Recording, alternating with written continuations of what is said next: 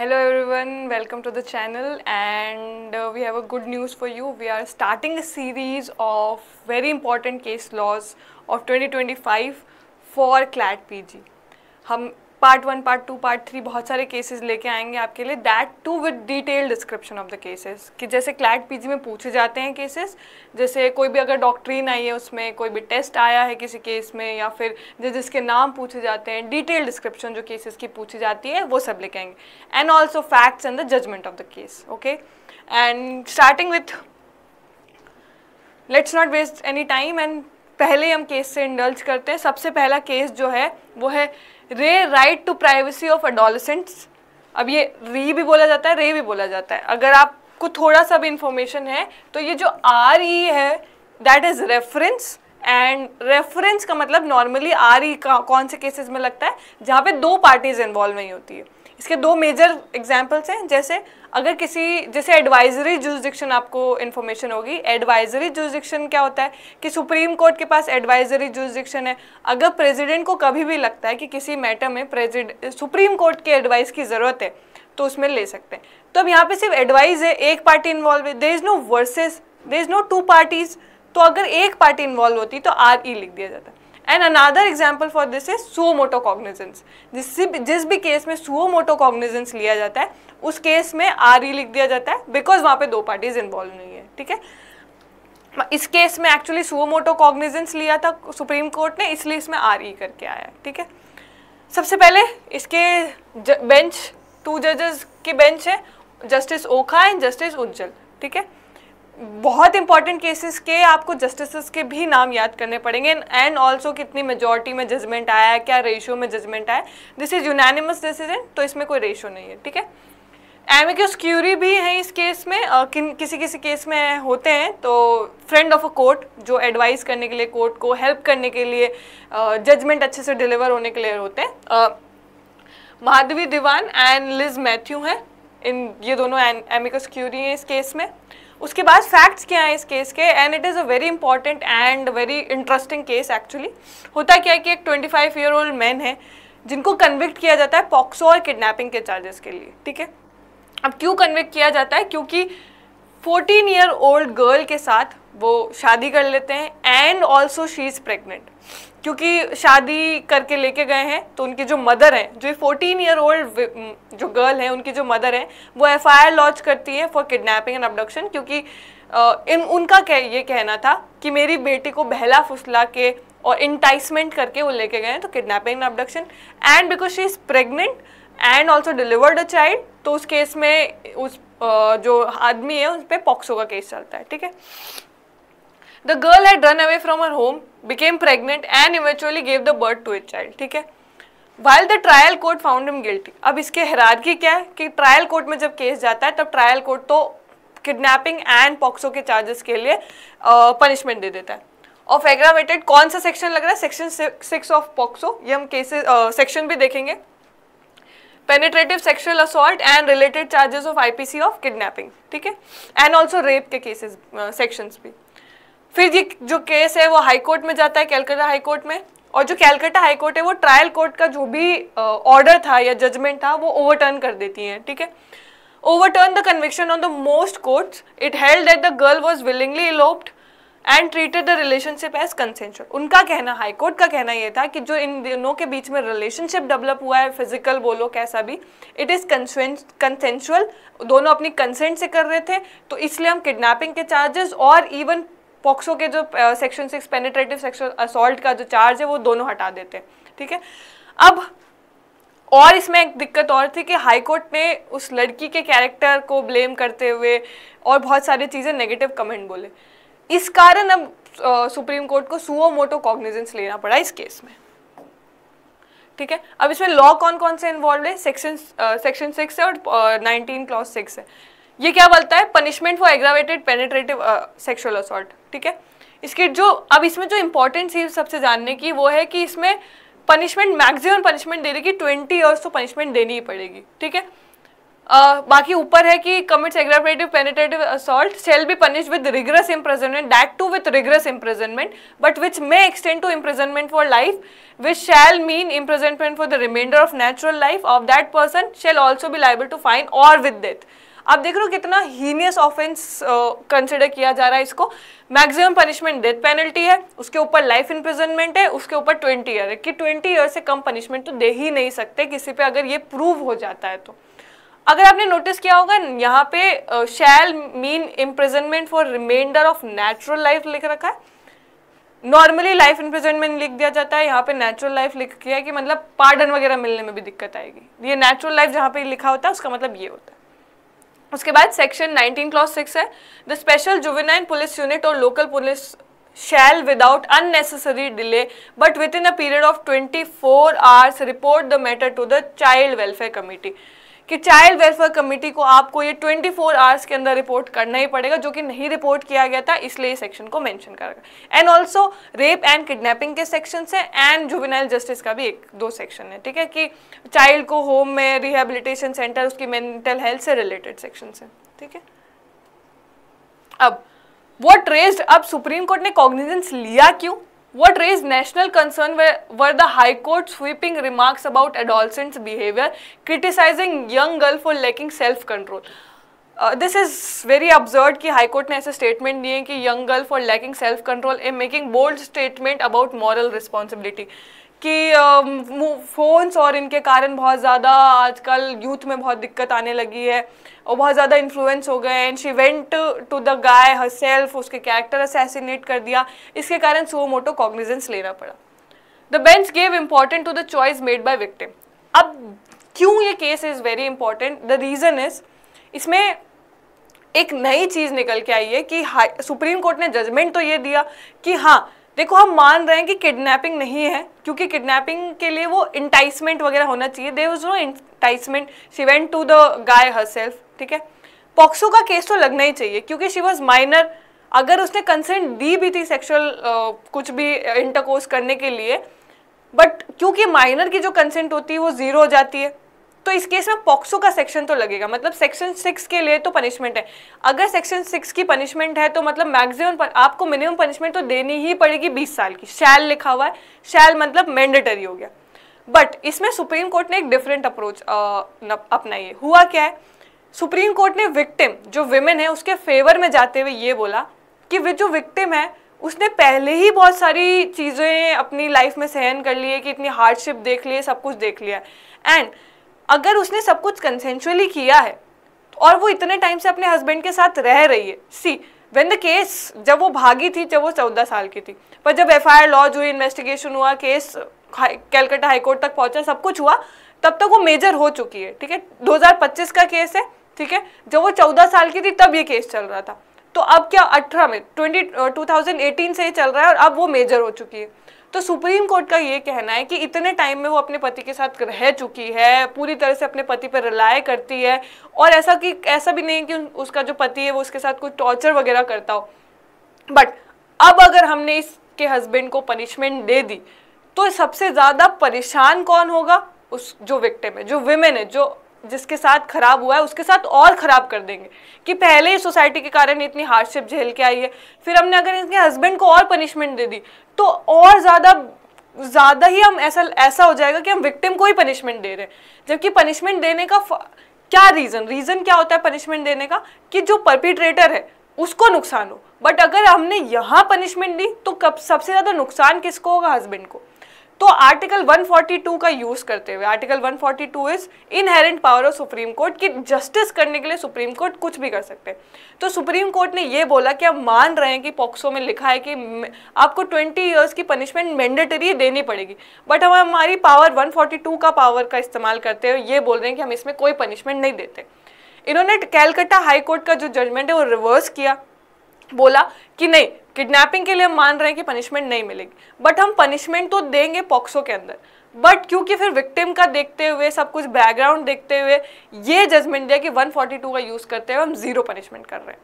This is very interesting, something new has happened. ऐसा कभी होता नहीं है कि विक्टिम का ध्यान रखते हुए ये बोल दे कि ये बोल दे कोर्ट कि अगर हमने परपिट्रेटर को, पर्सन को जिसने ऑफेंस किया है, उसको पनिशमेंट देंगे तो सबसे ज़्यादा सफ़र विक्टिम करेगा, इसलिए हम पनिशमेंट नहीं दे रहे। This is very interesting and काफ़ी नया यूनिक केस निकल के आया है। तो और ये भी बोला है कोर्ट ने कि इसको आपको एज अ प्रेसिडेंट नहीं कंसिडर करना है, दिस इज समथिंग यूनिक, ठीक है। Exercising the power of Article 142 inherent power, the bench decided to not award the prison sentence despite the mandatory 20 years prescribed by the law. The court directed the state of West Bengal to act as her guardian, और बहुत सारी guidelines भी दी है इस case में waste Bengal की जो government उनको, कि उसके लिए as a act guardian act कीजिए आप, and explicitly stated that the decision should not be considered as a precedent, कि इस केस को आपको एज अ प्रेसिडेंट नहीं कंसिडर करना है, दिस इज समथिंग यूनिक, ठीक है। अभी सारी गाइडलाइंस है जो वेस्ट बंगाल गवर्नमेंट और सबको मिली है by supreme court.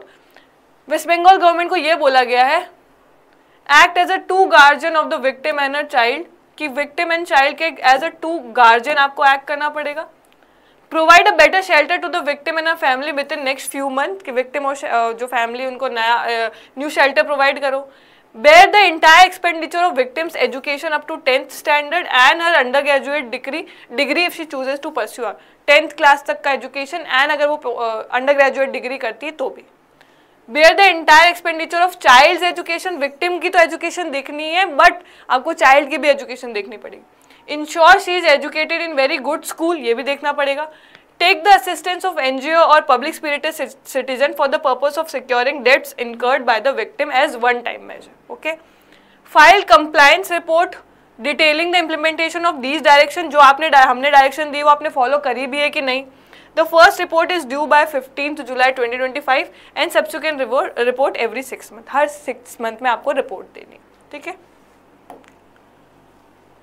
And we are coming to the second case, but आपको समझ में आया होगा कि how important the judgement is, क्योंकि सुप्रीम कोर्ट ने अपनी इनहेरेंट पावर का यूज करते हुए विक्टिम के फेवर में जजमेंट दिया है, ठीक है। And this is very important and landmark judgement. Second case पे आते हैं हम, ठीक है। The case name is Sunil Kumar Singh versus Bihar legislative council, not assembly, legislative council, ठीक है। इसके जजेस है Suryakant and N K. Singh, justice Suryakant and justice N K. Singh. अब जो सुनील कुमार सिंह है is a member of political party RJD, Rashtriya Janata Dal के मेंबर है ये। ही was elected as a member of Bihar legislative council, Bihar legislative council के मेंबर है ये फॉर 6 ईयर। अब आपको काउंसिल और राज्यसभा वाला कॉन्सेप्ट तो पता ही होगा कि हर 6 साल का टेन्योर रहता है, permanent body and every 2 to 3 year dissolve नहीं रिटायर हो जाते हैं इसके मेंबर्स, ठीक है। तो it never dissolve, legislative assembly बोलो या लोकसभा बोलो वो डिजॉल्व हो जाती है, बट राज्यसभा या legislative council is a permanent house, ठीक है। इसके मेंबर्स रिटायर होते जाते हैं, तो उनका टेन्योर कितना होता है, 6 साल का। Singh was also nominated as a chief whip by RJD, chief whip भी थे वो in the Bihar Legislative Council. He alleged of unparliamentary conduct including the use of derogatory expression in his capacity as MLC within the House of BLC. उन्होंने हुआ क्या है कि कुछ बहुत ही अनपार्लियामेंट्री वर्ड्स या सेंटेंसेस यूज किए हैं, ठीक है, जिसके कारण बहुत ज़्यादा नुकसान हो रहा है। They mocked him as a Patlu Ram, imitated his body language. Singh also allude the chief minister as an expert manipulator and insinuated that just like snakes shed its skin every year. मतलब कि इतने unparliamentary, defamatory statement भी बोल सकते हो आप, unparliamentary भी बोल सकते हो कि इस तरह की लैंग्वेज यूज करी थी, ठीक है। अब आप कॉन्सिक्वेंसेस एक्सपेक्ट कर ही पा रहे होगे कि उन्हें निकाल दिया गया होगा। अगर ऐसी लैंग्वेज अगर मिनिस्टर वगैरह के लिए किसी के लिए भी यूज हो रही है तो ऑफकोर्स उन्हें एक्सपेल किया जाएगा। This conduct prompted the initiation of proceeding against him by ethics committee. Ethics committee ने एक initiation करी, proceeding हुआ। The allegation found to be substantial, leading an ethics committee to recommend his expulsion from BLC. जो ethics committee है उन्होंने क्या बोला कि BLC से इनको expel कर देना चाहिए, मतलब it's not कि कुछ टाइम के लिए, for days, expel ही कर देना चाहिए। Subsequently, the resolution to that effect was passed by the majority. अब ये जो resolution है कि उनको expel कर देना चाहिए, वो majority से भी पास हो गया और उन्हें expel कर दिया गया, ठीक है। तो as of far क्या हो रहा है कि सिंह जो है वो BLC के बिहार लेजिस्लेटिव काउंसिल के मेंबर हैं, टेन्योर 6 ईयर का था और उन्होंने कुछ अनपार्लियामेंट्री स्टेटमेंट बोल दिए थे और उसके कारण उन्हें एक्सपेल कर दिया गया। अनपार्लियामेंट्री स्टेटमेंट आज दिस टाइप, ठीक है। अब कौन से आर्टिकल का रेफरेंस लिया गया है इस केस के अंदर? Article 212 clause 1। 212 क्या बोलता है? The validity of any proceeding in legislature of the state shall not be called into question on the ground of alleged irregularity of proceeding. कि अगर प्रोसीडिंग लेजिस्लेटिव किसी भी लेजिस्लेचर के अंदर, लेजिस्लेटिव काउंसिल हो या असेंबली हो, उसमें कोई भी जो भी प्रोसीडिंग चल रही है उसको आप कभी कोर्ट में नहीं लेके जा सकते, ठीक है। तो सिंह का भी यही कहना था कि आप कोर्ट में कैसे लेके जा सकते हो ये चीज, ठीक है। First and foremost, the bench found Singh's expulsion by the Legislative Council was not immune to judicial review। मतलब ये आर्टिकल बोल रहा है कि आप ये सारी चीजें प्रोसीडिंग को कोर्ट में कभी नहीं लेके जा सकते, बट कोर्ट ने ये बोला नहीं, ये सारी चीजें जो एक्सपल्शन वगैरह हुआ है वो जुडिशियल रिव्यू के अंदर ही आता है। क्यों आता है? of the constitution they reasoned that it was authoritative determination and not a mere procedure। ये कोई प्रोसीजर नहीं चल रहा था, लेजिस्लेचर, स्टेट लेजिस्लेचर की प्रोसीडिंग नहीं चल रही थी। This was a conscious decision, authoritative determination था। प्रोसीजर तो क्या होता है कि वोटिंग से रिलेटेड या प्रोसीजर में कुछ हो जाए, this is not a procedure, ये अथॉरिटेटिव डिसीजन था, इसलिए हम इसका जुडिशियल रिव्यू कर सकते हैं और ये आर्टिकल 212 के अंदर नहीं आता है, ठीक है। अब इसमें कोर्ट ने एक डॉक्ट्रिन निकाली है, doctrine of proportionality. Doctrine of proportionality क्या बोलता है? The judgment authored by justice Khan emphasis that Singh's expulsion was not a proportionate to his action. मतलब क्या बोल रहे हैं? प्रोपोर्शनैलिटी वाली डॉक्ट्रिन और दूसरे केसेस में भी या दूसरे क्राइम और सिविल के केसेस में भी हमने पढ़ी है। सेल्फ डिफेंस के अंदर बहुत अच्छे से पढ़ा होगा आपने कि जो सेल्फ डिफेंस है वो प्रोपोर्शनल होना चाहिए, जितना सामने वाला हार्म कर रहा है उतना ही हार्म आप कर सकते हो। सेम ये डॉक्ट्रिन है कि जितना आपके साथ बुरा हुआ था उतना ही मेजर लेते आप। और क्या क्या बोला देखते हैं। They stated that the voters of constituency would remain the unrepresented। अगर आपने उन्हें एक्सपेल कर दिया तो उनकी जो कॉन्स्टिट्यूएंसी के लोग हैं, वोटर्स है, जिन्होंने उनको वोट दिया है, वो अनरिप्रेजेंटेड रह जाएंगे। They will not have a representation। किसी कोई है ही नहीं लीडर उनका। During the period of expulsion of the member from this harm representative democracy। ये जो आपका डिसीजन है इससे डेमोक्रेसी हार्म हो रही है। Yet the judgment stated that House as a custodian of constitutional values and democratic principle ought to exercise magnanimity and rise about petty criticism। कि आप अगर लेजिस्लेटिव काउंसिल या असेंबली के मेंबर हैं तो आपको थोड़ा सा पिटी क्रिटिसिज्म से उठना पड़ेगा बाहर। अगर उन्होंने कुछ पेटी आपके लिए बोला भी है तो आप इतना एक्सट्रीम स्टेप नहीं ले सकते कि आप उनके वोटर को एक रिप्रेजेंटेशन से डिप्राइव कर दो, which is also part of democracy, right. Therefore, the bench concluded that expulsion as a punishment, कि आपने जो पनिशमेंट दी है एक्सपल्शन वो बहुत एक्सट्रीम हो गई। आप दूसरा मेजर ले सकते थे जो प्रोपोर्शनल होता, ये डिसप्रोपोर्शन हो गया है, ठीक है। To the nature of the offence Singh committed, कि जो भी नेचर था सिंह ने जो ऑफेंस किया था उसके लिए एक्सपल्शन बहुत ज्यादा ही हार्श पनिशमेंट हो गई है, तो दिस इज डिसप्रोपोर्शन। तो यहाँ पे इस केस में उन्हें वापस रिट्रीव किया गया, बुलाया गया कि आप वापस आ जाओ नेक्स्ट, क्योंकि उनको बहुत टाइम हो गया था, आई गेस 6 मंथ अपन देखेंगे, जिसमें वो एक्सपेल्ड ही थे। तो उन्होंने बोला कि ठीक है, इतना टाइम इन्होंने एक्सपेल्ड रह लिया है, उतना पनिशमेंट काफी है, जो भी उन्होंने स्टेटमेंट बोले थे उसके बिहाफ में, ठीक है। इन्वोकिंग द डिस्क्रिशनरी पावर, देखो यहाँ पे भी आर्टिकल 142 का यूज किया गया। इस साल आर्टिकल 142 काफी बार यूज हो गया है। The court deemed that 7 month of expulsion, ये 7 month of expulsion जो था वो complete है, sufficient है, अब बस इतना काफी है, अब इन्हें वापस बुला लो।